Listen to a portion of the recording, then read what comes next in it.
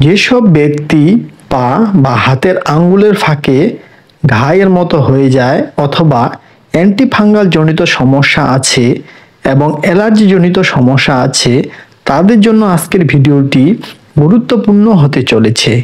আজকে আপনি জানতে পারবেন টার্বিনক্স ট্যাবলেটের ফুল রিভিউ সম্পূর্ণ বাংলায় এবং কি কাজ করে, কিভাবে সেবন করতে হয়, কতদিন সেবন করতে হয়, সেবনে কোনো পার্শ্ব প্রতিক্রিয়া দেখা দেয় কিনা, সমস্ত বিষয় জানতে পারবেন আজকের এই ভিডিও থেকে।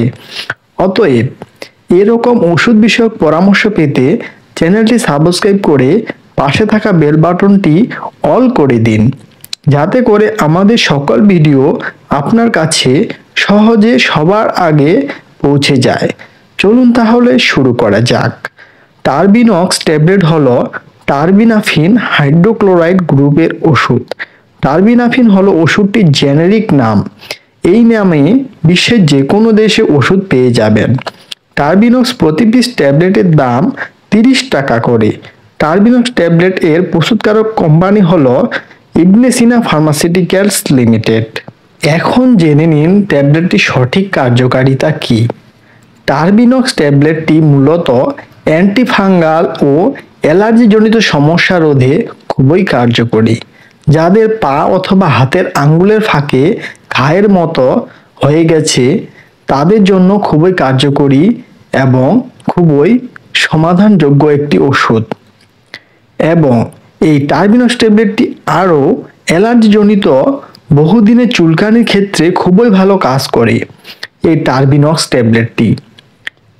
এখন জেনে নিন ট্যাবলেটটির সঠিক সেবন বিধি।